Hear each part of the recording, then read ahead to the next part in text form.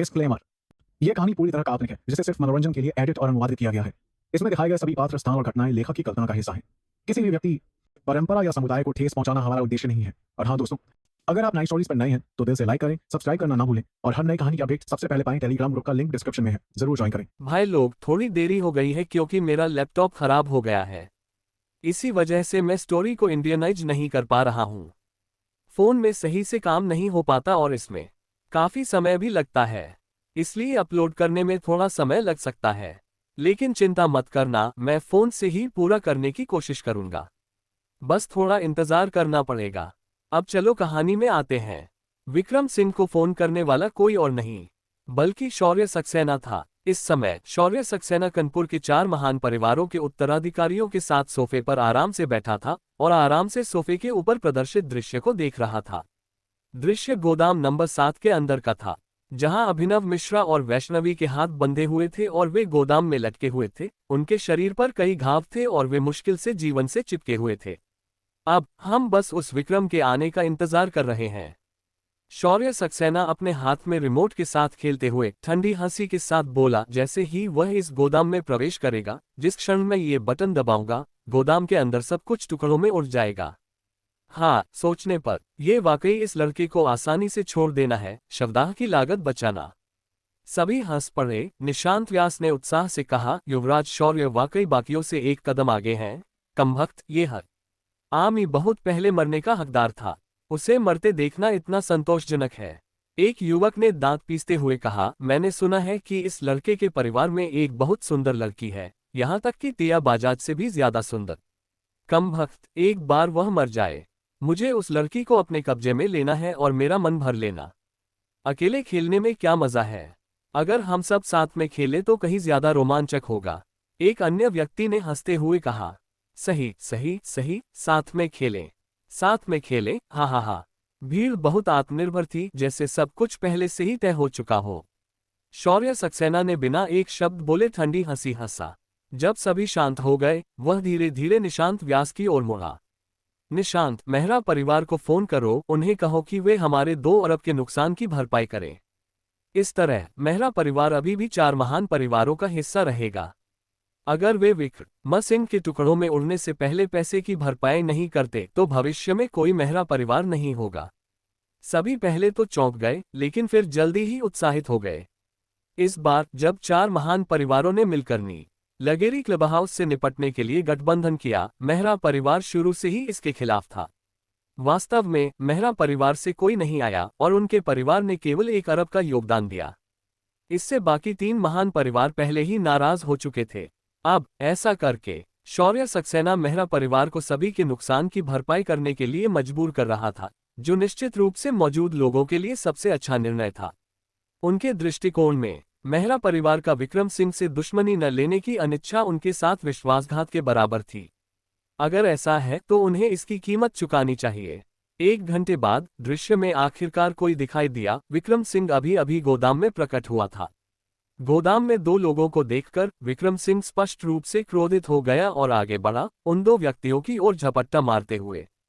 तुम्हें आने में काफी समय लगा, शौर्य सक्सेना रिमोट पकड़े हुए ठंडी हंसी के साथ बोला। अलविदा विक्रम सिंह। रिमोट दबाते ही टीवी से एक जोरदार विस्फोट की आवाज आई और स्क्रीन जोर से हिलने लगी। जल्द ही स्क्रीन स्थिर हो गई और उसमें कुछ और नहीं दिख आई दिया। शानदार, यह हरामी आखिरकार मर गया। हाँ, क्या इस गरीब नीच ने वाकई सोचा था कि वह हमारे सिर पर चढ़ सकता है? देखो उसे क्या हुआ, अंत में टुकड़ों में शव के सिवा कुछ नहीं। ये घटना एक चेतावनी है, देखते हैं भविष्य में कौन हमारे 4 महान परिवारों को उकसाने की हिम्मत करता है। भीड़ उत्साह से चिल्ला रही थी और शौर्य सक्सेना भी संतुष्टि का भाव लिए हुए था। अपने पास बैठे निशांत व्यास की ओर मुड़ा। कैसा रहा, क्या मेहरा परिवार से पैसा आ गया? अभी तक नहीं। निशांत व्यास ने गहरी सांस ली और कहा, हालांकि मेहरा परिवार में अब तक आंतरिक कलह शुरू हो चुकी होगी। मैंने सुना है कि हृदान मेहरा ने मेहरा परिवार में कई लोगों के साथ मिलकर अयांश मेहरा पर दबाव डालने की साजिश रची है ताकि परिवार प्रमुख का पद छीन लिया जाए। सचमुच कितना दिलचस्प है, शौर्य सक्सेना ने ठंडी हंसी हंसी। ऐसे में चलो मेहरा परिवार को देखने चलते हैं। अगर हृदान मेहरा अयांश मेहरा को हरा नहीं पाता तो हम उसकी मदद कर सकते हैं।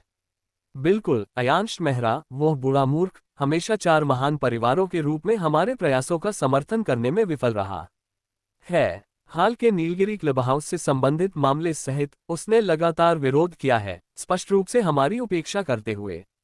ऐसा व्यक्ति परिवार प्रमुख होने के लायक ही नहीं है। एक बार हम उसे हटा देंगे, मेहरा परिवार को एक नया परिवार प्रमुख मिलेगा और वे इसके बाद कहीं ज्यादा आज्ञाकारी होंगे। और वह सानिका मेहरा, एक बार उसके बूढ़े पिता को परिवार प्रमुख के पद से हटा दिया जाएगा। देखते हैं कि वह फिर भी इतनी घमंडी हिम्मत करती है या नहीं। हा, तीसरे भाई, तुम अभी भी सानिका मेहरा पर अटके हुए हो। अगर आज हम अयांश मेहरा को परिवार प्रमुख के पद से हटाने में कामयाब हो गए तो मुझे यकीन है कि तुम सानिका मेहरा को भी ना किसी समस्या के अपने कब्जे में ले सकते हो। भीड़ से हंसी फूट पड़ी। उनकी नजरों में विक्रम सिंह के मरने और सक्सेना परिवार के साधना संप्रदाय के समर्थन के साथ वे अब कानपुर में नियम विरोधी व्यवहार कर सकते थे। इसलिए आज वे मेहरा परिवार के मामलों को भी सुलझाने का इरादा रखते थे। शौर्य सक्सेना की ठंडी हंसी निरंतर थी। वह रिदान मेहरा के सत्ता में आने का समर्थन करने का इरादा रखता था। ऐसा करने से मेहर परिवार अनिवार्य रूप से उसके नियंत्रण में होगा। एक बार जब वह 4 महान परिवारों को वश में कर लेगा, वह प्रांतीय शहर के महान परिवारों से मुकाबला करने के लिए योग्य होगा। शौर्य सक्सेना एक महत्वाकांक्षी पुरुष था और उसका लक्ष्य हमेशा प्रांतीय शहर रहा था। ये घटना केवल उसकी भव्य योजना की शुरुआत थी। निशांत, तुम कुछ लोगों को लेकर विक्रम के शव को उठाना जाओ, बाकी मेरे साथ मेहरा परिवार चलेंगे। शौर्य सक्सेना ने जोर से घोषणा की। समझ गया। निशांत व्यास ने उत्साह से सिर हिलाया। वह विक्रम सिंह से सबसे ज्यादा नफरत करता था, इसलिए वह विक्रम सिंह के मरे हुए शरीर को देखने के लिए बहुत उत्सुक था। निशांत व्यास ने 7 या 8 लोगों को लिया और सीधे गोदाम नंबर 7 की ओर बढ़ा। वहां पहुंचते ही निशांत व्यास को अचानक कुछ गलत लगा, क्योंकि बाहर से गोदाम नंबर 7 में कोई विशेष लक्षण नहीं दिख रहा था। न ही ऐसा लग रहा था कि वहां अभी अभी एक विस्फोट हुआ हो। क्या ये गोदाम लोहे का बना है? निशांत व्यास ने बड़बड़ाते हुए कहा। इतना शक्तिशाली विस्फोट, और यह फटा भी नहीं।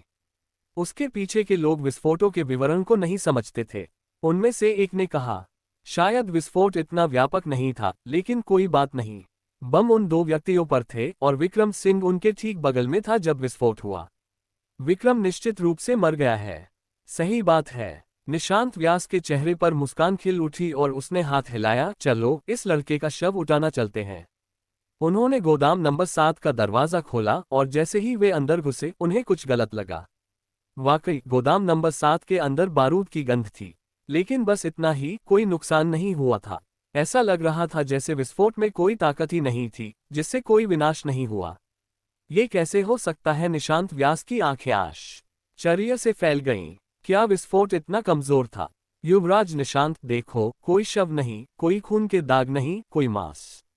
यह क्या हो रहा है? एक युवक ने चिल्लाकर कहा। सही। निशांत व्यास भी स्तब्ध रह गया। क्या हम ने उन 3 हरामियों को विस्फोट से नहीं मारा? उनके शव कहाँ हैं? क्या वे उड़ गए? सभी बहुत हैरान थे।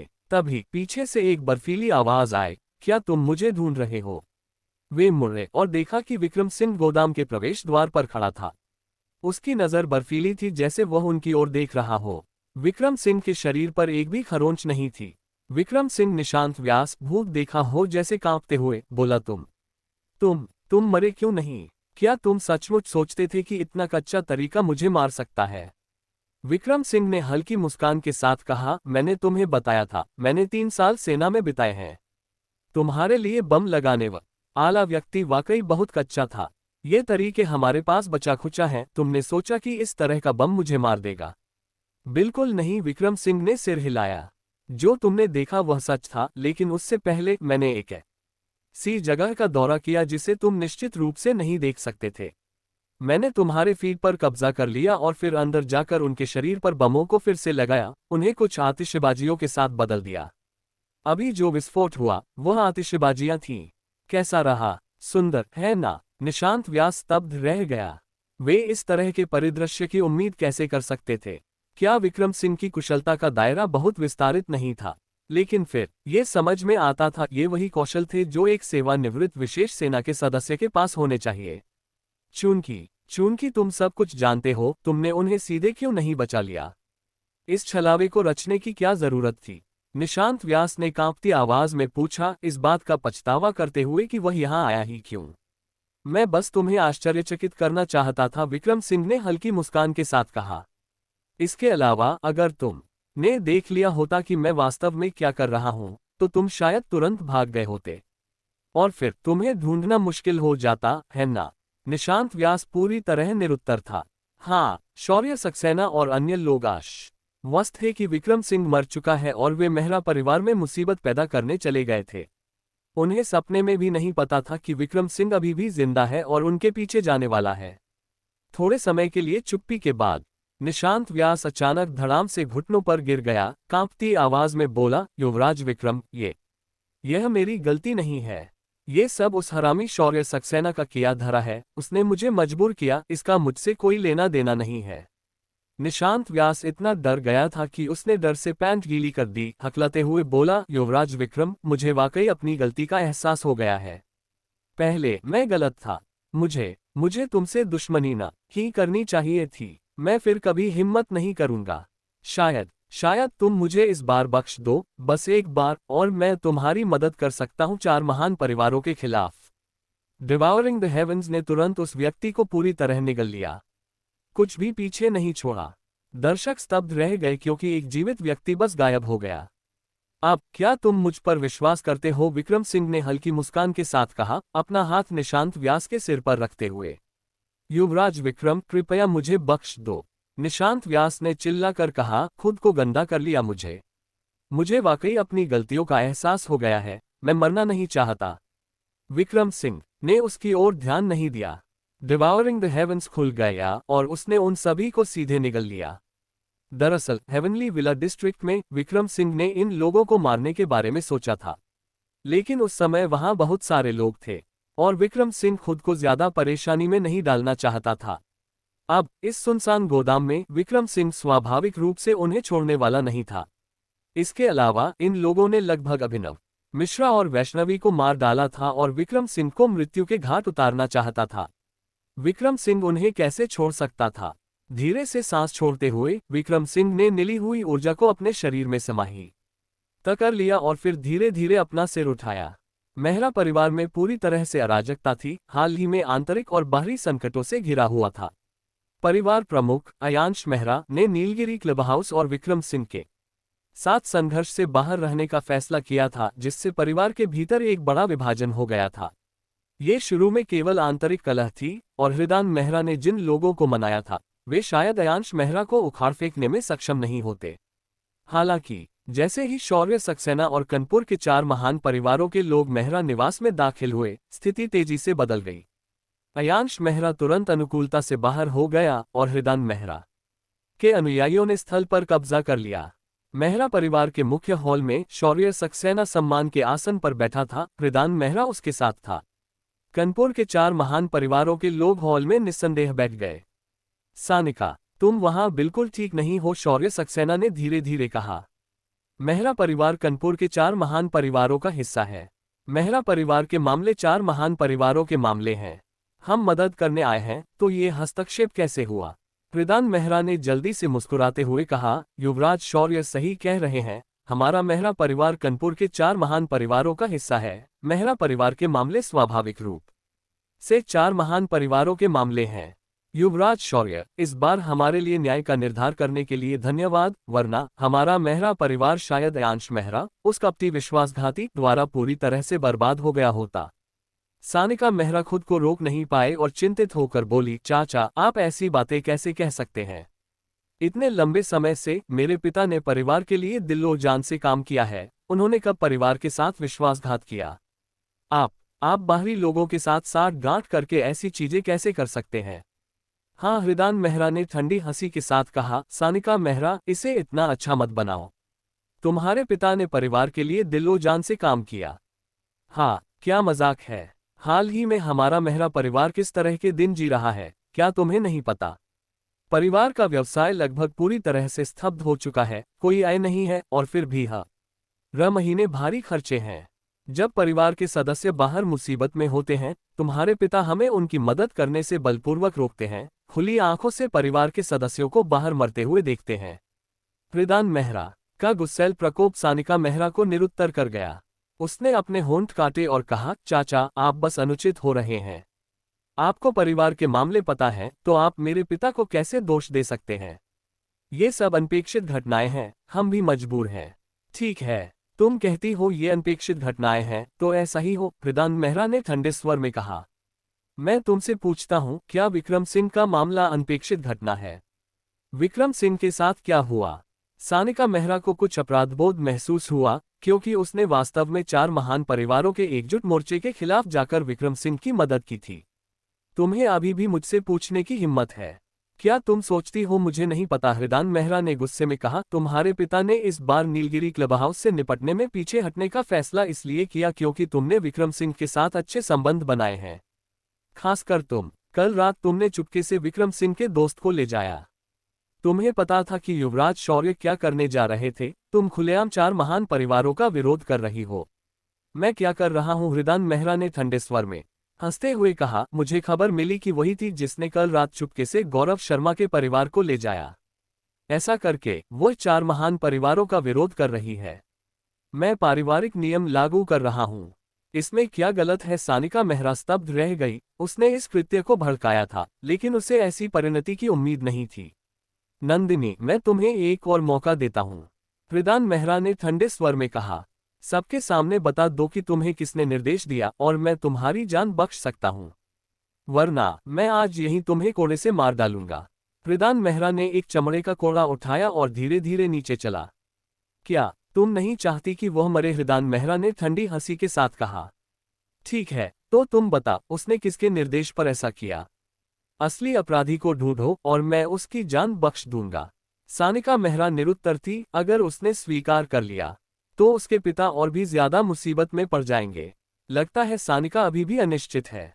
शौर्य सक्सेना ने मुस्कुराते हुए कहा, क्यों ना हम नंदिनी से पूछें? शायद सानिका को वाकई नहीं पता। युवराज शौर्य सही कह रहे हैं, रिदान मेहरा ने ठंडी मुस्कान के साथ कहा, कोड़ा उठाते हुए और नंदिनी की ओर देखते हुए। तुम क्या कहती हो नंदिनी? रिदान मेहरा का चेहरा बर्फीला हो गया और वह गुस्से में चिल्लाया, तुम नीच! जिस थाली में खाया उसी में छेद किया। देखते हैं तुम कितने समय तक टिकती हो। इन शब्दों पर सभी स्तब्ध रह गए, खासकर सानिका मेहरा, जो अविश्वास के साथ नंदिनी को देख रही थी। नंदिनी इस क्षण में सारा दोष अपने ऊपर क्यों ले रही थी? कुमारी, अच्छे से जियो! नंदिनी ने हताश होकर चिल्लाया और अचानक पास के एक खंभे की ओर झपटी, स्पष्ट रूप से मृत्यु की खोज में। नंदिनी! सानिका मेहरा ने चीखते हुए देखा कि नंदिनी पत्थर के खंभे से टकराने वाली थी और अचानक किसी ने उसे पीछे खींच लिया। कुमारी, तुमने अभी बात पूरी नहीं की। इस तरह मरना, क्या ये थोड़ा अनुचित नहीं है? हस्तक्षेप करने वाला अरुण पटेल था, जो ठंडी मुस्कान के साथ बोला। क्यों न तुम सब कुछ स्पष्ट रूप से समझा दो और फिर मरो। कम भक्त, तुम मृत्यु की खोज करने की हिम्मत करती हो। रिदान मेहरा भी गुस्से में भड़क उठा, उसे यहाँ खींचो और मार डालो। अयांश मेहरा ने धीरे से आह भरी और भीड़ पर नजर डाली। वह जोर से बोला, अयांश में पर्याप्त प्रतिभा नहीं है। परिवार प्रमुख के रूप में मेरे समय में मैंने हमारे परिवार के लिए कोई अच्छा विकास नहीं लाया, बल्कि मैं आप सभी के लिए बोझ बन गया हूं। अपने भारी पापों से अवगत, मैं परिवार प्रमुख के पद से त्याग देने को तैयार हूं। रिदान मेहरा खुशी से उछल पड़ा। हालांकि उसके पास स्थिति पर नियंत्रण था। जब तक अयांश मेहरा पद नहीं छोड़ते, तब तक परिवार के कई मुख्य मामले उसके लिए सुलभ नहीं थे। अब जब अयांश मेहरा स्वेच्छा से अपनी शक्ति त्याग रहा था, चीजें बहुत आसान हो जाएंगी। अयांश मेहरा ने रिदान मेहरा की ओर देखा। दूसरे भाई, मैं परिवार प्रमुख का पद छोड़ सकता हूं, लेकिन इस मामले के लिए आइए इसे और आगे न बढ़ाएं, ठीक है? रिदान मेहरा ने तुरंत मुस्कुराते हुए कहा, बड़े भाई, जब आपने इस तरह कहा है, तो मैं, आपका भाई, आपको सम्मान कैसे न दूं? अच्छा। अयांश मेहरा ने धीरे से सिर हिलाया और अपने पास से एक ज़ेड का अंगूठा निकाला। छोटे भाई, अब से तुम मेहरा परिवार के नए परिवार प्रमुख हो। ये परिवार प्रमुख की मोहर है। रिदान मेहरा ने अत्यंत उत्साह के साथ ज़ेड का अंगूठा स्वीकार किया। उसका चेहरा चमक रहा था। इसके साथ परिवार प्रमुख के रूप में उसकी स्थिति अब न्याययुक्त और आधिकारिक थी। छोटे भाई, अब क्या हम उन्हें जाने दे सकते हैं? अयांश मेहरा ने धीरे से पूछा। रिदान मेहरा ने हल्की मुस्कान बिखेरी और कहा, बड़े भाई, इतनी जल्दी क्यों? हम सब यहाँ परिवार हैं, थोड़ा और बैठते हैं। यह मामला अभी पूरी तरह सुलझा नहीं है ना? अयांश मेहरा का चेहरा थोड़ा बदल गया। छोटे भाई, तुमने वादा किया था कि तुम उन्हें जाने दोगे। तुम अविश्वसनीय नहीं हो सकते। बेशक मैं उन्हें जाने दूंगा, हृदान मेहरा ने मुस्कुराते हुए कहा, लेकिन क्या युवराज शौर्य अभी भी यहाँ नहीं है? क्या हमें 4 महान परिवारों के मामले के बारे में कुछ जवाबदेही नहीं रखनी चाहिए? शौर्य सक्सेना और कानपुर के 4 महान परिवारों के सदस्य तब हंसे, हृदान मेहरा के घिनौने काम को काफी मनोरंजक पाते हुए। बड़े भाई, तुम अपने कार्यों पर विचार भी नहीं करते, फिर भी मुझ पर उंगली उठाने की हिम्मत करते हो। हृदान मेहरा ने तंज कसते हुए कहा, देखो तुमने अपनी बेटी को क्या बनने दिया। उसने एक नीच इंसान के लिए 4 महान परिवारों का विरोध करने की हिम्मत की।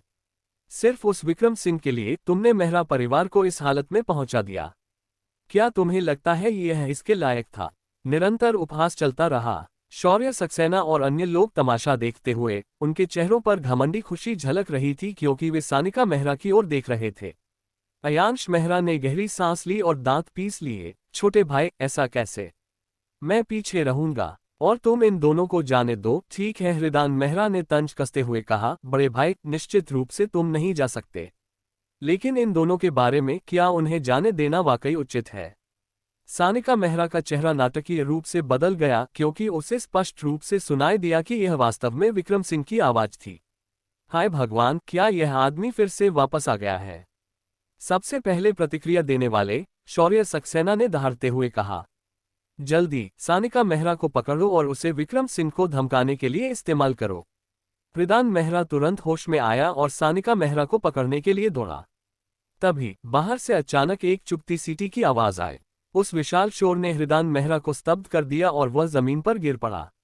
और कमरे में मौजूद बाकी सभी लोग भी इधर उधर बिखर गए, फर्श पर लुढ़क गए। केवल सानिका मेहरा और कुछ अन्य लोग खड़े रहे। सीटी की आवाज का उन पर ज्यादा असर नहीं हुआ। ये बस थोड़ा जोरदार था, बस इतना ही।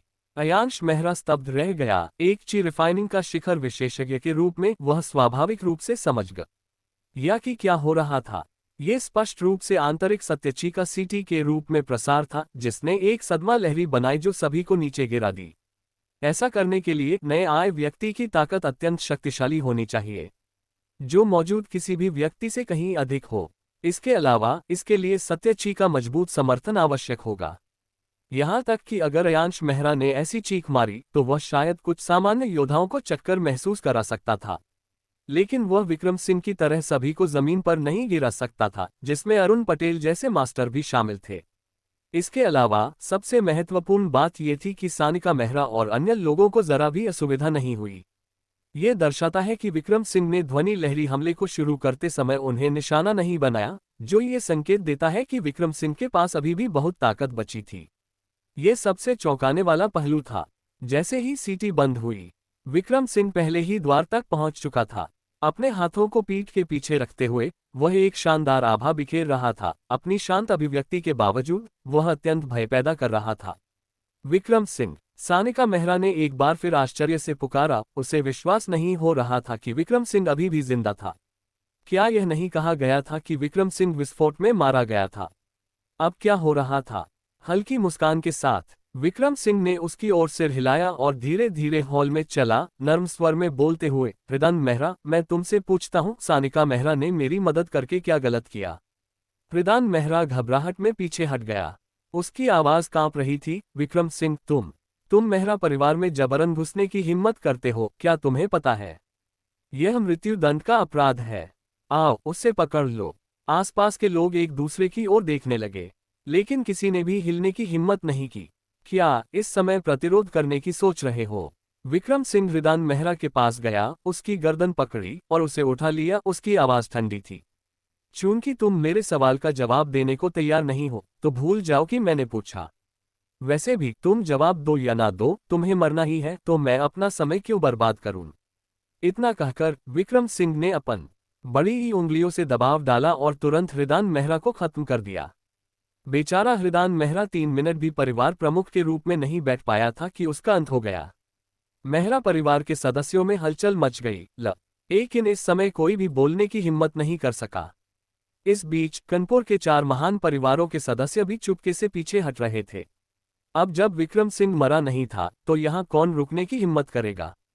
क्या मैंने कहा था कि तुम जा सकते हो? विक्रम सिंह ने ठंडे स्वर में पुकारा और लोग तुरंत अपनी जगह पर रुक गए, भयभीत होकर विक्रम सिंह की ओर देखने लगे। शौर्य सक्सेना, तुम में कुछ हिम्मत है। विक्रम सिंह धीरे धीरे शौर्य सक्सेना की ओर बढ़ा। तुमने बम लगाया, मुझे मारने की कोशिश की। तस्क तस्क, लगता है मैं अभी भी बहुत अति कमल हृदय था। तुम जैसे व्यक्ति को मुझे मौका नहीं देना चाहिए था, है ना? शौर्य सक्सेना का चेहरा लाल हो गया और उसने दांत पीसते हुए कहा, विक्रम, मैं तुम्हें चेतावनी देता हूं, मेरा भाई अब साधना संप्रदाय का उत्तराधिकारी है। अगर तुमने मुझे फिर से चोट पहुंचाने की हिम्मत की तो मेरा भाई तुम्हें कभी नहीं छोड़ेगा। क्या तुम वाकई साधना संप्रदाय का दुश्मन बनना चाहते हो? साधना संप्रदाय, कभी सुना नहीं। विक्रम सिंह ने ठंडे स्वर में शौर्य सक्सेना की गर्दन पकड़ी और कहा, हालांकि अगर वे तुम्हारे लिए बदला लेना चाहते हैं तो मुझे उनका सफाया करने में कोई आपत्ति नहीं। तुम इतने घमंडी हो, शौर्य सक्सेना ने गुस्से में चिल्लाया। इसे ताकत कहते हैं। विक्रम सिंह ने ठंडे स्वर में चीखते हुए शौर्य सक्सेना की गर्दन तोड़ दी और उसके शरीर को जमीन पर फेंक दिया। शौर्य सक्सेना को मरा हुआ देखकर कानपुर के 4 महान परिवारों के अन्य सदस्य भयभीत और कांपते हुए रह गए। शौर्य सक्सेना उनका नेता था। सबने व्याकुलता से सिर हिलाया। तो मैं तुम्हें एक मौका देता हूं, विक्रम सिंह ने ठंडे स्वर में कहा। आधे घंटे के भीतर अपने परिवार प्रमुखों को यहां लाओ, मेरे सामने घुटने टेककर क्षमा मांगने को कहो और तुम जीवित रह सकते हो। मौजूद सभी लोगों के चेहरे बदल गए। अपने परिवार प्रमुखों को बुलाकर घुटने टेककर क्षमा मांगने के लिए कहना, यह कैसे संभव था? लेकिन इस समय विक्रम सिंह की बात न मानने की हिम्मत किसमें थी? उन्होंने अपने अपने फोन निकाले, अपने परिवारों से संपर्क करना शुरू किया, अपने परिवार प्रमुखों से अपनी जान बचाने की गुहार लगाने लगे। कमरे में मौजूद लोग सानिका मेहरा की ओर देखने लगे और अब उनकी आंखों में केवल ईर्ष्या थी। सानिका मेहरा का निवेश बहुत समझदारी भरा था। विक्रम सिंह ने लापरवाही से एक गोली सानिका मेहरा की ओर उछाली और कहा, इसे उसे खिला दो। सानिका मेहरा को नहीं पता था कि गोली क्या थी, लेकिन फिर भी उसने निर्देश ओ का पालन किया और इसे नंदिनी को खिला दिया। आश्चर्यजनक रूप से गोली खाने के कुछ ही देर बाद नंदिनी के घाव धीरे धीरे ठीक होने लगे। हाय भगवान, ये चमत्कारी है, सानिका मेहरा ने आश्चर्य से चिल्लाकर कहा। बाकी लोगों ने भी इसे देखा और दृश्य से स्तब्ध रह गए। कुछ और नहीं, उनकी चिकित्सा कला ही दुनिया को हक्का बक्का करने के लिए काफी थी। उस पल हर कोई विक्रम सिंह को और भी ज्यादा श्रद्धा के साथ देख रहा था। मार्शल आर्ट्स में अनुपम, चिकित्सा कला में विस्मयकारी, ऐसा व्यक्ति वह था जिसे वे केवल निहार सकते थे। व्यास परिवार सबसे पहले पहुंचा, जिसमें निशा व्यास साथ थी। परिवार प्रमुख प्रणव व्यास मूर्ख नहीं था। ये जानकर कि विक्रम सिंह का निशा व्यास के साथ अच्छा रिश्ता था, उसने उसे साथ लाया था ताकि वह गिड़गिड़ाए। सक्सेना परिवार सबसे देर से पहुंचा। परिवार प्रमुख ध्रुव सक्सेना ने यह सुनकर कि उसका बेटा शौर्य सक्सेना मर चुका है, तुरंत लगभग 100 लोगों को इकट्ठा करके वहां पहुंचा। अपने बेटे को वाकई मरा हुआ देखकर ध्रुव सक्सेना लगभग पागल हो गया, चिल्लाते हुए, विक्रम, तुमने मेरे बेटे को मारने की हिम्मत की, मैं तुम्हें टुकड़े टुकड़े कर दूंगा। सभी लोग स्तब्ध रह गए। ध्रुव सक्सेना कानपुर के मास्टर्स में 7वें स्थान पर था, फिर भी विक्रम सिंह के सामने उसकी कोई प्रतिरोध शक्ति नहीं थी। ध्रुव सक्सेना को बुरी तरह चोट लगी और वह गुस्से में दहाड़ा, विक्रम, क्या तुम सोचते हो कि सिर्फ इसलिए कि तुम लड़ सकते हो, तुम जो चाहो कर सकते हो? मेरे सक्सेना परिवार में 100 से ज्यादा लोग हैं, क्या तुम उन सब से लड़ सकते हो? उसे मार डालो। जैसे ही छोटी सी दिखने वाली नवबर्फ जैद तलवार सक्सेना परिवार के सैकड़ों सदस्यों के बीच से गुजरी, जिनके पास से वह गुजरी, वे तुरंत बर्फ में जम गए। 100 लोग, सभी पूरी तरह से जमे हुए, कोई भी हिल नहीं सका। हाय भगवान, ये कैसे संभव है? आसपास की भीड़ लगातार आश्चर्य में चिल्ला रही थी, क्योंकि विशाल वर्मा की आंखें लगभग बाहर निकल आईं। उसे आखिरकार समझ आया कि विक्रम सिंह ने उसे कुछ देर देखने के लिए क्यों कहा था। विक्रम सिंह की क्षमताएं वाकई आकाश को छेदने वाली थीं। अगर वह विक्रम सिंह का सामना करता तो शायद उसका भी अंत हो जाता। बर्फ टूटी और वे 100 से ज्यादा लोग जमीन पर गिर पड़े, एक भी नहीं बचा। ध्रुव सक्सेना पूरी तरह से अवाक रह गया। सैकड़ों लोग, उसके सभी रिश्तेदार, सिर्फ ऐसे ही मर गए। विक्रम सिंह की सिर्फ 2 उंगलियों के इशारे से 100 से ज्यादा लोग मारे गए। इसके लिए कितनी ताकत चाहिए थी? अगर उन्हें विक्रम सिंह की ताकत का पता होता तो वे उसे कभी नहीं उकसाते। बाकी देखने वाले भी हक्के बक्के रह गए। 100 से ज्यादा लोगों को मारकर विक्रम सिंह ने पलक भी नहीं झपकी। वह असली राक्षस की परिभाषा था। विक्रम सिंह ध्रुव सक्सेना के पास गया और धीरे से कहा, चिंता मत करो, मैं तुम्हें नहीं मारूंगा। तुम अपने दूसरे बेटे को बुला सकते हो और उसे मुझसे बदला लेने के लिए कह सकते हो, या तुम इस घटना को हमेशा के लिए उससे छिपा सकते हो, क्योंकि अगर वह आया तो उसकी मृत्यु निश्चित है। अब तुम्हारी बारी है। अब तुम्हारी बारी है। विक्रम सिंह ने व्यास और वर्मा परिवारों की ओर मुड़कर धीरे से कहा, मैंने पहले कहा था, अगर तुम अपने लोगों को घर ले जाना चाहते हो तो तुम्हें मेरे सामने घुटने टेकने होंगे। तुम्हारा क्या विकल्प है? प्रणव व्यास और विशाल वर्मा ने एक दूसरे की ओर देखा, उनके चेहरों पर अति विकृत भाव थे। सक्सेना परिवार के आने से पहले अगर विक्रम सिंह ने इस तरह बात की होती तो वे निश्चित रूप से विरोध करते। हालांकि सक्सेना परिवार की वर्तमान स्थिति ने उन्हें पूरी तरह से विक्रम सिंह की ताकत का एहसास करा दिया था। इस समय विक्रम सिंह को चुनौती देने की हिम्मत किसमें थी? प्रणव व्यास ने हल्का खांसा और अपने पास खड़ी निशा व्यास की ओर देखा, इशारा करते हुए कि निशा व्यास क्षमा की याचना करे। निशा व्यास का चेहरा अनिच्छा से भरा था, लेकिन फिर भी उसने एक कदम आगे बढ़ाया और धीमी आवाज में कहा, विक्रम सिंह। निशा विक्रम सिंह ने उसे तुरंत रोक दिया, तुम हमेशा मेरी दोस्त रही हो और मैं इसे नकारता नहीं हूं। इसलिए मैं नहीं चाहता कि तुम दूसरों के लिए बोलो। अगर मैं आज देर से आता तो अभिनव मिश्रा और वैष्णवी पहले ही मर चुके होते। अब मैं केवल व्यास परिवार के प्रमुख से घुटने टेकने को कह रहा हूं, क्या ये काफी शिष्ट नहीं है? निशा व्यास ने धीरे से सिर हिलाया, पीछे हट गई और फुसफुसाई, चाचा, मैं इस मामले को नहीं संभाल सकती। प्रणव व्यास का चेहरा हार से भरा था और उसने विशाल वर्मा की ओर देखा, जो अभी भी जिद्दी से दांत पीस रहा था। लेकिन इस तरह का जिद्दी प्रतिरोध कितने समय तक टिक सकता था? आराम से सोच लो, मैं पहले शवों का निपटारा कर लेता हूं, विक्रम सिंह ने हल्की हंसी के साथ कहा। शवों का निपटारा होने से पहले मुझे आशा है कि तुम कोई निष्कर्ष निकाल लोगे, वरना मैं मान लूंगा कि तुम घुटने टेकना नहीं चाहते। ये छाया भूत एक इंसान की तरह दिखता था, लगभग 30 फीट लंबा। जो पहली बार विक्रम सिंह ने इसका इस्तेमाल किया था तब ये केवल 10 फीट लंबा था। छाया भूत का आकार विक्रम सिंह की बढ़ती ताकत के साथ बढ़ता गया। इस समय मेहरा परिवार के लोग सानिका मेहरा की ओर देखने से खुद को रोक नहीं पाए। अयांश मेहरा केवल सानिका मेहरा की उपलब्धि यो के कारण ही खड़ा रह सका। अगर सानिका मेहरा ने सबसे महत्वपूर्ण क्षण में विक्रम सिंह का समर्थन करने का फैसला नहीं किया होता तो शायद मेहरा परिवार के प्रमुख को अब तक घुटने टेकने पड़ते। सभी शवों का निपटारा करने के बाद विक्रम सिंह ने हल्की मुस्कान के साथ कहा, समय को समझने वाले बुद्धिमान पुरुष होते हैं।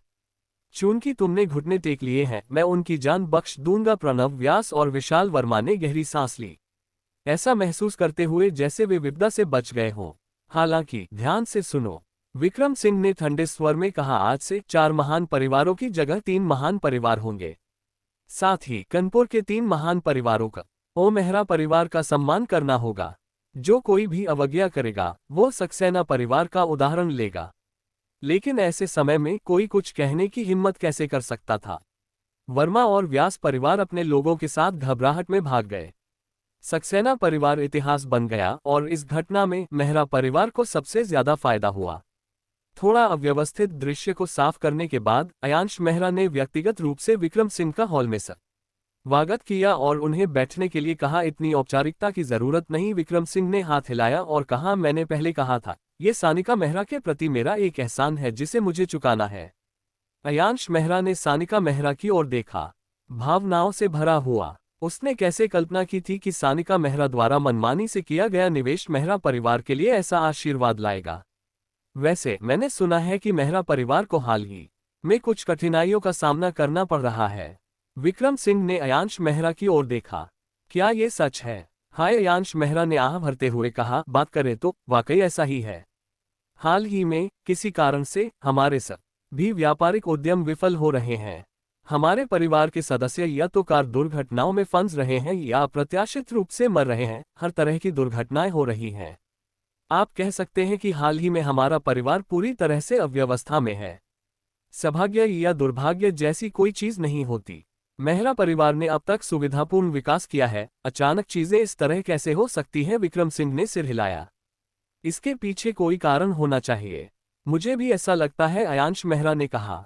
इस कारण से मैंने विशेष रूप से कई वास्तुशास्त्र के विशेषज्ञों को बुलाया ताकि वे हमारे घर के वास्तु और हमारे पूर्वजों की कब्रों को देखें। लेकिन उन्हें कुछ नहीं मिला। और मुझे वाकई नहीं पता कि क्यों। इन शब्दों को सुनकर विक्रम सिंह की आंखें चमक उठीं और उसने पूछा, वैसे क्या तुम युवराज नाम के किसी व्यक्ति को जानते हो? यह अयांश मेहरा एक पल के लिए स्तब्ध रह गया। फिर जल्दी से जमीन पर दंडवत प्रणाम करते हुए कांपती आवाज में याचना की, गुरु विक्रम, कृपया हमारे मेहरा परिवार को बचाएं। पहले विक्रम सिंह ने नीलगिरी पर्वत पर युवराज की कब्र को मेहरा परिवार से नहीं जोड़ा था। अब जब इसका जिक्र हुआ तो सब कुछ तुरंत समझ में आ गया। परिवार प्रमुख अयांश, घबराने की कोई जरूरत नहीं। विक्रम सिंह ने अयांश मेहरा को खड़ा करने में मदद की। मैं ने कहा था कि मैं कुमारी सानिका के एहसान का बदला चुकाऊंगा और मैं निश्चित रूप से अंत तक मदद करूंगा। यह मामला मेरे लिए बस एक छोटी सी बात है। धन्यवाद गुरु विक्रम। अयांश मेहरा अत्यंत कृतज्ञ था और बार-बार सानिका मेहरा की ओर देखने से खुद को रोक नहीं पाया। अगर सानिका मेहरा ने सही निर्णय नहीं लिया होता तो इस बार वे निश्चित रूप से बर्बाद हो जाते। समूह सीधे नीलगिरी पर्वत की ओर बढ़ा और युवराज की कब्र को ढूंढ लिया। कब्र की स्थिति वैसी ही थी जैसी विक्रम सिंह ने पहले देखी थी। अयांश मेहरा और अन्य लोग आश्चर्य में कब्र के चारों ओर चक्कर लगाते रहे, फिर चिल्लाए, गुरु विक्रम, हमारी कमजोर नजर को माफ करें। लेकिन कब्र में कोई बदलाव नहीं दिखता। हमने इसे कई बार जांचा है और किसी ने इसमें छेड़छाड़ नहीं की। विक्रम सिंह ने कुमारी सानिका की ओर मुड़ा, कुमारी सानिका, क्या मैं आपका एक बाल उधार ले सकता हूं? सानिक मेहरा हैरान थी, लेकिन फिर भी उसने अपना एक बाल निकाला और विक्रम सिंह को सौंप दिया। बाल को हाथ में लेकर विक्रम सिंह कब्र के चारों ओर घूमा और अंत में एक विशेष स्थान पर रुका। उसने बाल को छोड़ा, जिसे गिरने दिया। बाल लहराता हुआ नीचे गिरा और विक्रम सिंह से 2 फीट पूर्व की ओर उतरा। वास्तव में पर्वत पर हवा काफी तेज थी, जिससे सभी के कपड़े हल्के से लहरा रहे थे। फिर भी हवा की दिशा उस स्थान से पूरी तरह से विपरीत थी जहां बाल गिरा था। क्या यहाँ कोई ऐसा है जो मेहरा नहीं है? विक्रम सिंह ने पूछा। मुझे एक और बाल उधार लेना है। नंदिनी मेहरा नहीं है, अयांश मेहरा ने तुरंत जवाब दिया। नंदिनी के घाव अब तक 70% ठीक हो चुके थे और वह सभी के साथ आ सकी थी। उसने जल्दी से अपना एक बाल निकाला और सौंप दिया। ये तुम्हारे परिवार का वास्तु है, विक्रम सिंह ने कहा। तुम्हारे पूर्वज यहाँ दफन हैं, इसलिए वास्तु तुम्हें प्रभावित कर सकता है, लेकिन ये दूसरों को प्रभावित नहीं करता। इस कब्र का वास्तु किसी ने उलट दिया है, इसलिए यह अब हवा के साथ नहीं बहता, बल्कि इसके विरुद्ध जाता है। जैसा कि कहा जाता है, धारा के विरुद्ध चलने वाला, अगर आप आगे नहीं बढ़ते तो आप पीछे चले जाते हैं। तुम्हारे परिवार का वास्तु हमेशा विपरीत दिशा में चल रहा है, तो तुम्हारे वंशज शांति से जीवन कैसे बिता सकते हैं? परिणाम ठीक वैसा ही था जैसा विक्रम सिंह ने वर्णन किया था।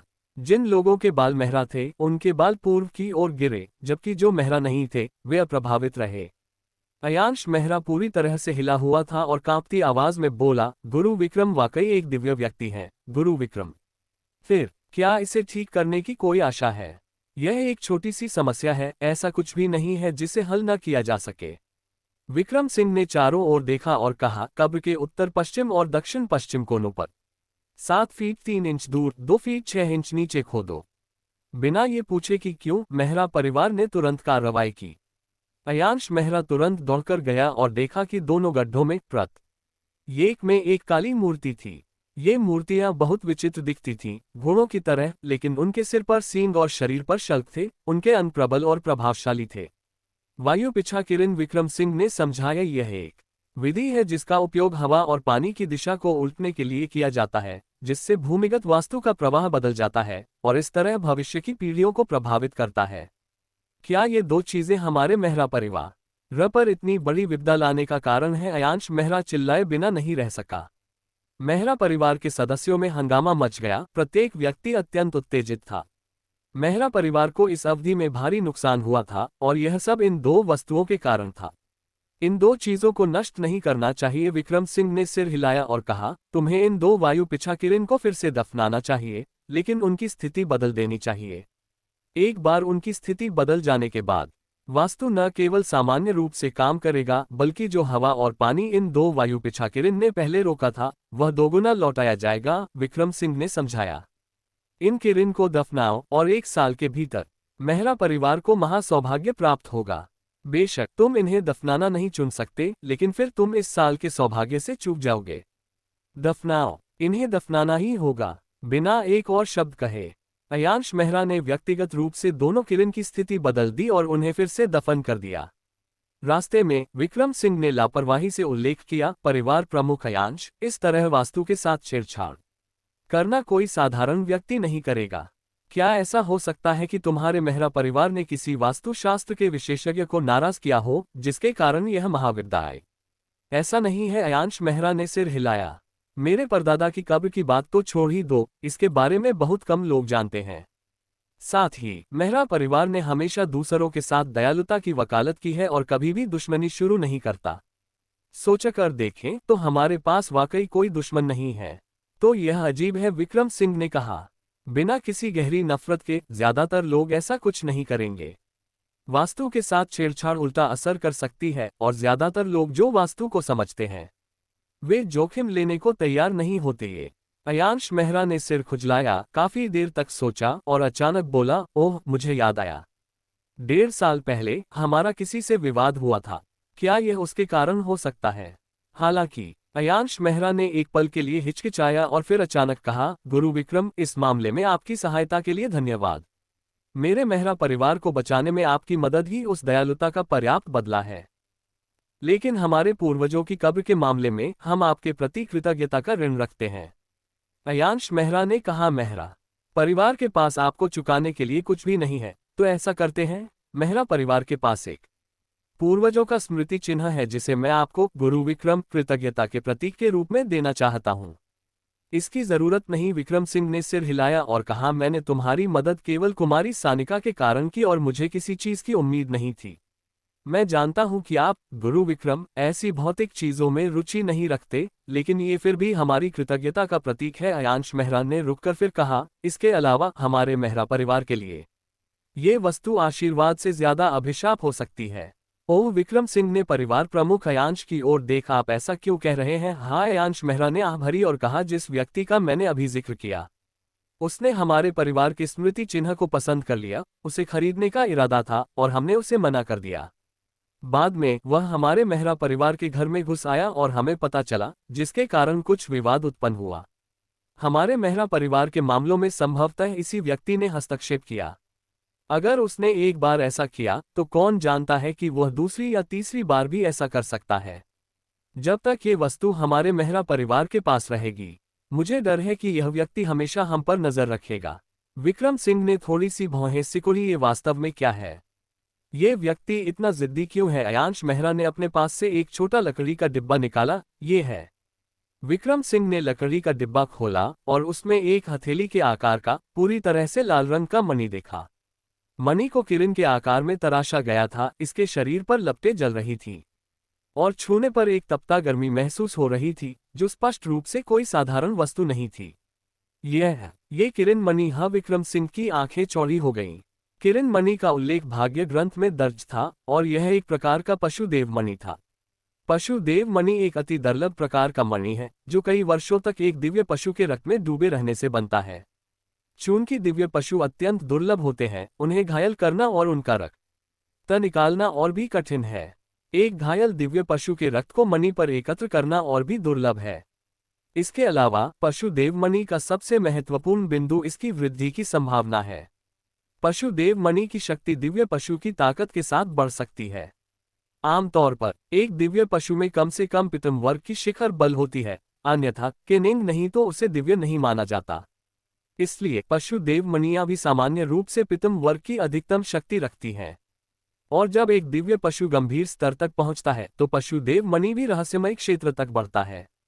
यदि दिव्य पशु आगे भूमि श्रेणी या यहां तक कि उच्च स्वर्गीय वर्ग तक पहुंचता है तो पशुदेव मणि भी तदनुसार भूमि और स्वर्गीय स्तरों तक पहुंच सकता है। साधक अयांश मेहरा हैरान रह गए और विलाप किया, हमारे परिवार के पास यह मणि 100 साल से ज्यादा समय से है और फिर भी किसी को नहीं पता था कि यह क्या है। ये 100 साल से हमारे परिवार में है और हमें इसके लिए कोई उपयोग नहीं मिला। हमने इसे केवल इसलिए रखा क्योंकि यह जादुई लगता था, इसलिए हमने इसे एक परिवार के स्मृति चिन्ह के रूप में रखा। मुझे कभी नहीं उम्मीद थी कि यह साधकों द्वारा उपयोग की जाने वाली चीज होगी। हाय, ये हम ही थे जिन्होंने इस मणि को रोका। अयांश मेहरा ने गहरी आह भरी, फिर अचानक लकड़ी का डिब्बा विक्रम सिंह को सौंप दिया। गुरु विक्रम, हम इस मन छोटी ई को और अधिक उपेक्षित नहीं होने दे सकते। संसार के खजाने उन लोगों के पास होने चाहिए जो इसके योग्य हैं। हम इस मणि को गुरु विक्रम को कृतज्ञता के प्रतीक के रूप में देंगे। गुरु विक्रम के बिना हमारा में हरा परिवार शायद अब तक अस्तित्व में नहीं होता। अयांश मेहरा ने कहा, यह मणि हमारे मेहरा परिवार के लिए किसी काम की नहीं है और इसके बजाय ये हमें विपदा भी ला सकता है। इसे ले गुरु विक्रम, आप हमारे मेहरा परिवार पर एक उपकार करेंगे। ऐसे में मैं और अधिक इनकार नहीं करूंगा। विक्रम सिंह ने किरण मणि स्वीकार कर लिया और जोर से घोषणा की, अब से मेहरा परिवार मेरे संरक्षण में होगा। जब तक आप मेरा विश्वासघात न बड़ी ये करते या स्वर्ग और पृथ्वी के विरुद्ध घिनौना काम नहीं करते, मैं विक्रम सिंह ये सुनिश्चित करूंगा कि कोई भी मेहरा परिवार के खिलाफ नहीं खड़ा हो सके। यदि 9 शीतल मणि नहीं होती तो विक्रम सिंह शायद जलकर राख हो जाता। उस संक्षिप्त संपर्क से विक्रम सिंह ने यह भी महसूस किया कि किरण मणि की शक्ति लगभग आत्मा शांति क्षेत्र में थी। दूसरे शब्दों में, इस अग्नि किरण की ताकत आत्मा शांति क्षेत्र में थी या शायद थोड़ी अधिक मजबूत थी, लेकिन निश्चित रूप से अभी तक गंभीर स्तर पर नहीं थी। विक्रम सिंह ने राहत की सांस ली। आत्मा शांति क्षेत्र के साथ वह 9 शीतल मणि की मदद से किरण मणि को नियंत्रित कर सकता था। सने किरण मणि को ठीक से रखा और पहले आकाश निगलना का उपयोग करके 9 शीतल मणि से कुछ शक्ति अवशोषित की। फिर उसने अपनी शक्ति को फिर से किरण मणि में डाला। बाहरी शक्ति के घुसपैठ को महसूस करते हुए किरण मणि क्रोधित लग रहा था। इसकी गर्मी की लहरें तेजी से बाहर निकली। विक्रम सिंह ने 9 शीतल मणि की शक्ति के साथ इसे तेजी से दबा दिया, गर्मी की लहर को तितर-बितर कर दिया। बची हुई गर्मी तेजी से पीछे हट गई, 9 शीतल मणि की शक्ति से भय दिखाते हुए। एक लापरवाह उछाल के साथ किरण मणि उसकी हथेली में गिर गया, एक सुंदर अलंकार की तरह दिख रहा था। विक्रम सिंह ने इसे अपने पास रखा, इसे 9 शीतल मणि से अलग रखते हुए, ताकि बाद वाली की शक्ति किरण मणि में घुसपैठ न करे। फिर विक्रम सिंह ने अपने शरीर से कई बैंगनी बिजली दिव्य गर्जन छोड़े। ये उस अतिरिक्त शक्ति से गुस्ट्रे सिस्टम बनाए गए थे जिसे उसने अवशोषित किया था और अब किरण मणि के साथ बैंगनी बिजली दिव्य गर्जन का उसके लिए अब ज्यादा महत्व नहीं था। इन मणियों को ईशान ने विक्रम सिंह के लिए एकत्र किया था। विक्रम सिंह एक आत्मा संग्रह विन्यास स्थापित करना चाहता था, लेकिन इन मणियों की गुणवत्ता उपयुक्त नहीं थी। हालांकि कई बैंगनी बिजली दिव्य गर्जनों को समाहित करने के लिए वे पर्याप्त थे। बैंगनी बिजली दिव्य गर्जन वाली ये मणियां बमों की तरह थीं, जो फेंके जाने पर प्रबल शक्ति के साथ विस्फोट करती थीं। विक्रम सिंह ने योजना बनाई कि वह अपने परिवार और दोस्तों को कुछ देगा ताकि वे खतरे के मामले में अपनी रक्षा कर सकें। कानपुर के 4 महान परिवारों में हलचल का शहर पर कोई खास प्रभाव नहीं पड़ा। खासकर सतवा विद्यालय में इसने कोई उथल पुथल नहीं मचाई। इसके बजाय अर्जित की चैंपियनशिप जीत ने स्कूल के भीतर बड़ा हुलचुल मचा दिया। हर साल सतवा विद्यालय सबसे नीचे रहता था। ये हमेशा अंतर विद्यालय मार्शल आर्ट्स प्रतियोगिता में तंग किया जाता था, कभी भी शीर्ष 5 में भी नहीं पहुंचा। इस बार अर्जित ने अंतर विद्यालय मार्शल आर्ट्स प्रतियोगिता के साथ साथ सतवा विद्यालय के इतिहास को नए सिरे से लिखा। जैसे ही विक्रम सिंह स्कूल के द्वार पर पहुंचा, उसने वहां एक विशाल बैनर लटका देखा, छात्र अर्जित को अंतर विद्यालय मार्शल आर्ट्स प्रतियोगिता जीतने की हार्दिक बधाई। और परिसर के अंदर अर्जित को हस्ताक्षर और फोटो मांगने वाली भीड़ ने घेर लिया था। वह इतना व्यस्त था कि पसीना आ गया। वाह, ये तो बहुत ज्यादा है, अभिनव मिश्रा ने आश्चर्य से कहा। अर्जित ने भी विक्रम सिंह को देखा और तुरंत भीड़ से निकलकर बाहर आया। भाई विक्रम, तुम आ गए। विक्रम सिंह ने मुस्कुराकर उसकी ओर हाथ हिलाया, लेकिन तभी उनके पास खड़ी एक लड़की यारहा ने अचानक चिल्लाया, यह विक्रम सिंह है, इन्होंने ही भाग्य मार्शल आर्ट्स की स्थापना की थी और अर्जित को इन्होंने प्रशिक्षित किया था। इन शब्दों के निकलते ही जो लोग पहले अर्जित को घेरे हुए थे, वे तुरंत दौड़कर विक्रम सिंह को घेरने लगे। भाई विक्रम, कृपया एक हस्ताक्षर दें, मैं आपका प्रशंसक हूं। भाई विक्रम, चलो एक साथ फोटो लें, मुझे आप बहुत पसंद हैं। भाई विक्रम, क्या भाग्य मार्शल आर्ट्स अभी भी भर्ती कर रहा है? हमारे गांव के प्रवेश द्वार पर यारहा ज्योतिषी ने हमेशा कहा है कि मैं 100 साल में एक मार्शल आर्ट्स प्रतिभा हूं। भाई विक्रम, एक विज्ञापन कैसा रहेगा? हमारे केंद्रीय औषधालय में पूरे शहर में सबसे अच्छी चोट निवारण औषधि शराब है और हम विज्ञापन शुल्क पर बातचीत कर सकते हैं। विक्रम सिंह अवाक रह गया। ये वही स्थिति थी जो उसे सबसे ज्यादा नापसंद थी। अभिनव मिश्रा एक तरफ अकेला रह गया, थोड़ा अवाक, और उसने एक लड़की के कंधे पर थपथपाया, अरे सुंदरी, मैं भी भाग्य मार्शल आर्ट्स के संस्थापकों में से एक हूँ। मैं तुम्हारे लिए हस्ताक्षर कर दूं। तुम कौन हो? लड़की ने अभिनव मिश्रा को तिरस्कार भरी नजर से देखा। या तो भाई विक्रम हस्ताक्षर करे या भाई अर्जित, तुम कौन सा प्याज हो? अरे ये ठीक नहीं है, तुम ऐसे कैसे बात कर रही हो? अभिनव मिश्रा चिंतित हो गया। मेरे हस्ताक्षर में क्या गलत है? दोनों मेरे भाई हैं, उनकी आधी उपलब्धियां मेरी भी हैं। लड़की ने जवाब दिया। बस चुप करो, देखो तुम कितने पतले और अप्रभावी हो। घर जाकर और चावल खाओ, ताकत बढ़ाओ, फिर यहाँ आकर लड़कियों को बड़ा बनने का ढोंग करके बेवकूफ बनाने की कोशिश करो। हाय, जब तक कक्षा की घंटी नहीं बजी तब तक विक्रम सिंह भीड़ से बच निकला और अभिनव मिश्रा के साथ कक्षा में पहुंचा। मैंने कहा था कि मुझे ही प्रतियोगिता में भाग लेना चाहिए था।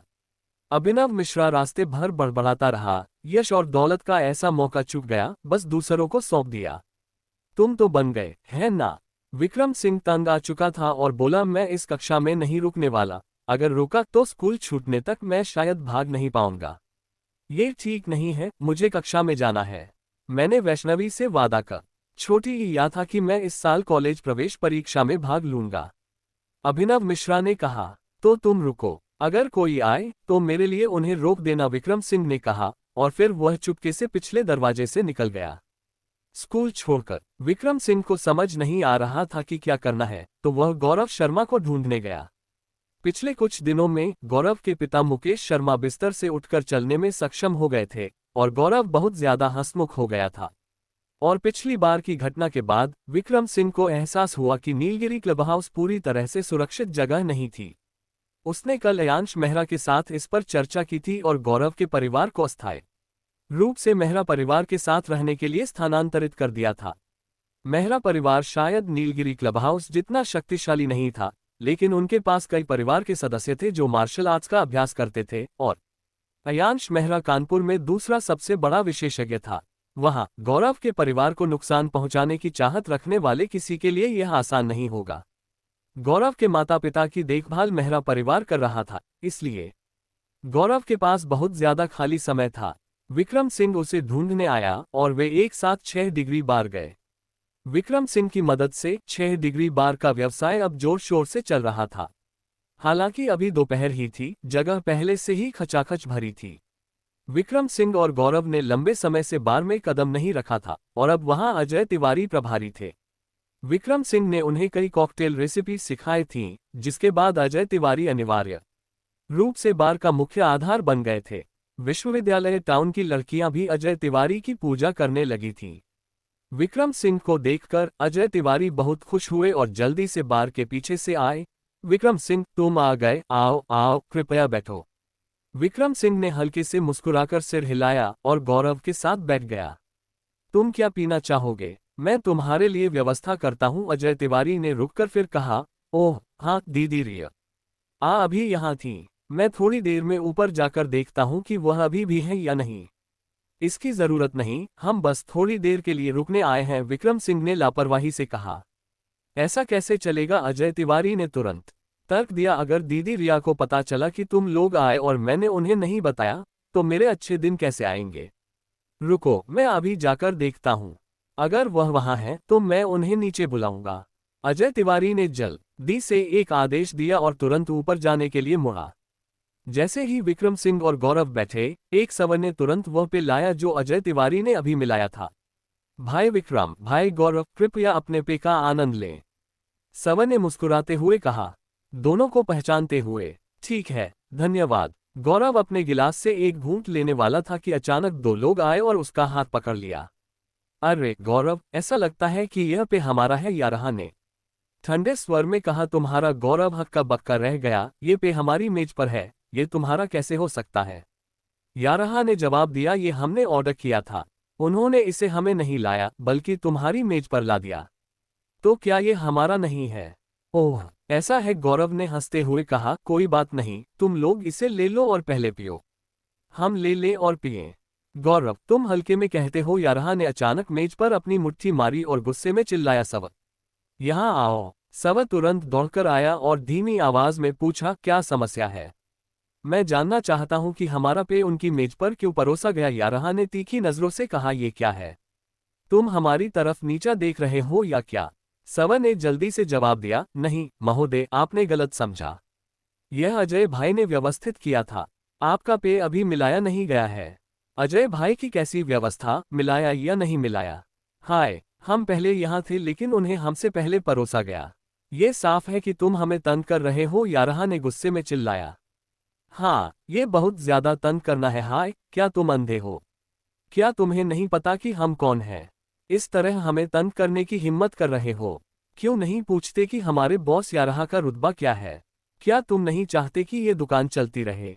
दूर की मेज पर कई लोग भी जोर से चिल्लाने लगे। ये लोग चमकदार कपड़े पहने हुए, स्पष्ट रूप से छोटे गुंडे थे। कुछ लड़कियों के साथ वे सब चिल्ला रहे थे जैसे कि बार उन्हें समेट नहीं सकता था। सवा का चेहरा शर्म से लाल हो गया और उसने धीमी आवाज में कहा, मुझे वाकई खेद है, ये वास्तव में आपके द्वारा ऑर्डर किया गया पे नहीं है। मैं आपके लिए कुछ और व्यवस्थित कर दूं। व्यवस्था मेरी क्या? यारहा ने चिल्लाया। हाय, मुझे लगता है तुम इस दुकान को चलाना नहीं चाहते, इसे तोड़ दो। लोगों का एक समूह शोर शराबा करके हंगामा मचाने लगा, दृश्य बनाने के लिए तैयार। विक्रम सिंह ने थोड़ी सी भौहें सिकुड़ी। जैसे ही वह कुछ बोलने वाला था, गौरव शर्मा ने उससे पहले कदम बढ़ाया, यारहा के बाल पकड़े और उसे जमीन पर धकेल दिया। हरामी, मैंने तुम्हें इज्जत दी और तुमने इतना अपमान करने की हिम्मत की। गौरव ने गुस्से में गाली दी। हाय, क्या तुम सचमुच सोचते हो कि मैं नर्म मिजाज वाला हूं जिसका कोई गुस्सा नहीं? हाय, तुम में इतनी हिम्मत भी नहीं कि शीशे में खुद को देख सको और अपने आप को मालिक समझकर घूम रहे हो। विक्रम सिंह हंसने से खुद को रोक नहीं सका। पुराना गौरव वापस आ गया था। जाहिर तौर पर उसके माता पिता के धीरे धीरे ठीक होने से वह भी बहुत ज्यादा निश्चिंत हो गया था। गुंडे एक पल के लिए स्तब्ध रह गए, लेकिन जल्दी ही होश में आए और कुर्सियां और बोतलें हाथ में लेकर दौड़ पड़े। गौरव, मेरे भाई को छोड़ दो। हरामी, तुमने हमारे लोगों पर हाथ उठाने की हिम्मत की। क्या तुम जानते हो कि हमारा बॉस कौन है? हाय, इसे मार डालो, मेरा बॉस इसके बाद सफाई कर देगा। जैसे ही गौरव खड़ा हुआ, अभी भी यारहा के बाल पकड़े हुए, उसने गाली दी। मुझे परवाह नहीं कि तुम्हारा बॉस कौन है। अच्छे से सुन लो तुम सब, यहां से निकल जाओ वरना मैं इसका रक्त की नदी बहाऊंगा। हाय, तुम्हारा बड़ा मुंह है, हमारे बॉस के बारे में ऐसा बोलने की हिम्मत? एक ने गुस्से में चिल्लाया। अच्छे से सुनो, हमारा बॉस भाग्य मार्शल आर्ट्स का विक्रम सिंह है, कभी सुना है क्या? गौरव हक्का बक्का रह गया और उसने विक्रम सिंह की ओर देखा। विक्रम सिंह भी पूरी तरह से भ्रमित था। यह क्या बकवास था? क्या हुआ? अब डर लग रहा है? क्या तुम्हें एहसास हो गया कि तुम्हें डरना चाहिए? उसने तंज कसा। अब मेरे भाई को छोड़ दो और फिर घुटनों पर बैठकर उसे 3 जोरदार सजदा दो और हम तुम्हारी जान बख्श सकते हैं। वरना जब मेरा बॉस यहां आएगा तुम दोनों निश्चित रूप से बुरी तरह से मरोगे। यह नहीं, गौरव पूरी तरह से हैरान था। तुम्हारा बॉस वाकई विक्रम सिंह है? बकवास, बिल्कुल सच है, यारहा ने दहाड़ा। गौरव ने विक्रम सिंह की ओर मुड़ा, जिसने बस कंधे उचकाए, ये संकेत देते हुए कि उसे भी नहीं पता था कि क्या हो रहा है। उसने इन लोगों को पहले कभी नहीं देखा था। डर गए तो जल्दी से छोड़ दो। क्या तुम सचमुच चाहते हो कि हमारा बॉस यहाँ आए? एक और ने गुस्से में चिल्लाया। गौरव ने सिर खुजाया और फिर अचानक कहा, हाय, मुझे आज सचमुच कुछ नया सीखना है। तुम जाओ, उस हरामी विक्रम सिंह को यहाँ बुलाओ, मैं उससे व्यक्तिगत रूप से मिलना चाहता हूँ। विक्रम सिंह, हाय, तुम कौन हो जो मेरे बॉस को यहाँ आने लायक समझते हो? मारो इन्हें। युवक गुस्से में दौड़े, लेकिन विक्रम सिंह ने एक एक करके उन्हें लात मारकर पीछे धकेल दिया। गौरव ने भी एक बोतल उठाए और यारहा को नीचे गिरा दिया, जोर से चिल्लाते हुए, अब अपने बॉस को बुलाओ और उसे यहाँ आने को कहो, वरना तुम में से कोई भी आज यहाँ से नहीं जाएगा। गुंडे सब डर गए। एक ने फोन निकाला और कांपते हुए कहा, तुम लोग मर गए, मेरा बॉस बस बाहर है, वह एक पल में यहाँ होगा।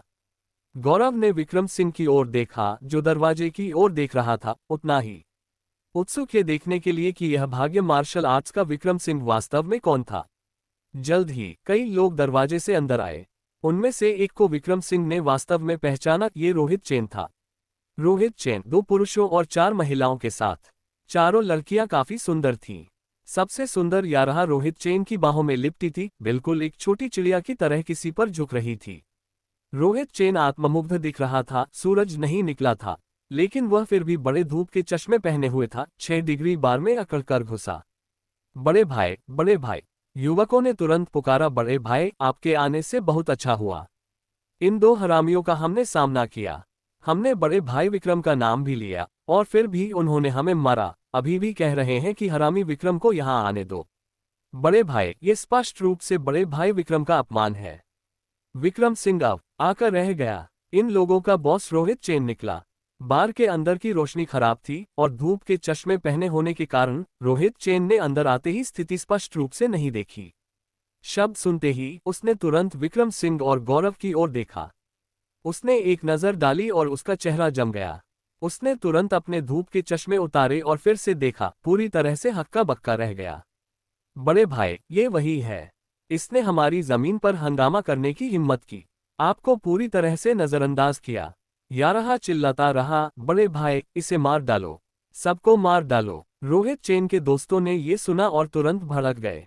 गले पर टैटू वाले यारहा ने गुस्से में कहा, हाय, तुम में बहुत हिम्मत है। हमारे लोगों को मारने की हिम्मत की। तुम मरना चाहते हो या क्या?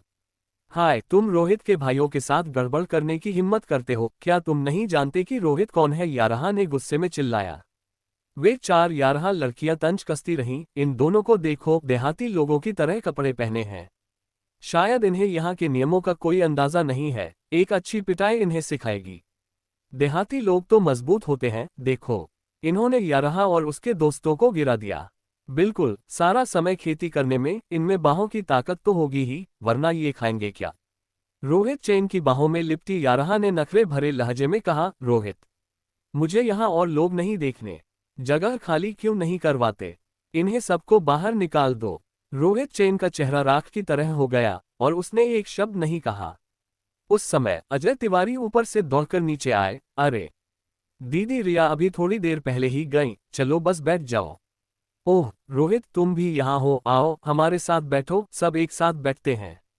अजय तिवारी को अभी तक नहीं पता था कि नीचे क्या हुआ था। रोहित चैन का चेहरा लाल हो गया। वो न रहने के मूड में था, न जाने के।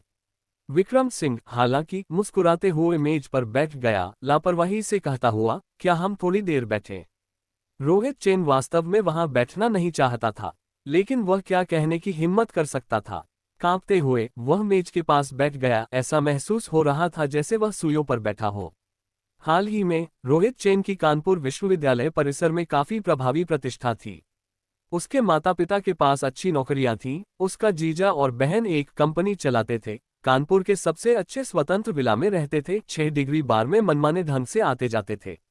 अब रोहित चैन आसपास के सबसे प्रमुख अमीर युवा मालिकों में से एक बन गया था, जिसने एक अच्छा अनुयायी समूह आकर्षित किया था। कल भाग्य मार्शल आर्ट्स की जीत के बाद रोहित चैन ने यहां तक दावा किया कि विक्रम सिंह उसका भाई है। इससे उसके अनुयायी और भी उत्साही हो गए। लेकिन रोहित चैन को दर्दनाक रूप से पता था कि उसकी हर चीज विक्रम सिंह की वजह से थी। और समस्या ये थी कि उसका विक्रम सिंह के साथ बिल्कुल भी अच्छा रिश्ता नहीं था। जब वे एक दूसरे से नहीं मिलते थे, वह अमीरी का नाटक कर सकता था, आरामदायक जीवन जी सकता था। लेकिन अब जब वे दोनों बार में थे, उसे ऐसा लग रहा था जैसे वह कांटों पर बैठा हो। उसके अनुयायियों को रोहित चैन और विक्रम सिंह के बीच का रिश्ता नहीं पता था।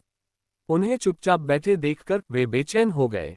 बॉस, इसे नीचे ले आओ, यारहा ने जोर से चिल्लाया, जैसे कि वह खुद इसे करने के लिए इंतजार न बड़ी ये कर सकता था। विक्रम सिंह ने रोहित चैन की ओर देखा। तुम्हारा छोटा भाई तुमसे कह रहा है कि हमें मारो। रोहित चैन को ऐसा लगा जैसे उसे खून की उल्टी होने वाली है। वह दांत पीसकर चुप रहा।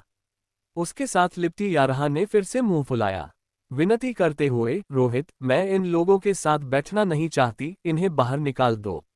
विक्रम सिंह ने फिर से कहा, तुम्हारी प्रेमिका चाहती है कि तुम हमें बाहर निकाल दो। रोहित चैन ने दांत पीसे अचानक खड़ा हुआ और अपनी प्रेमिका के चेहरे पर थप्पड़ मारते हुए गाली दी, मैं तुम्हारी हरामी माँ को बाहर निकाल रहा हूँ, तुम बाहर निकल जाओ। आज की कहानी आपको कैसी लगी? अगर पसंद आई हो तो लाइक जरूर करें और अपने दोस्तों के साथ शेयर करना न भूलें। ऐसी ही शानदार और दिलचस्प कहानियों के लिए जुड़े रहिए हमारे साथ नाइट स्टोरीज चैनल पर। सभी नई कहानियों की अपडेट सबसे पहले पाने के लिए हमारा टेलीग्राम ग्रुप डिस्क्रिप्शन में दिया गया है। आपका साथ ही हमारी सबसे बड़ी ताकत है। धन्यवाद।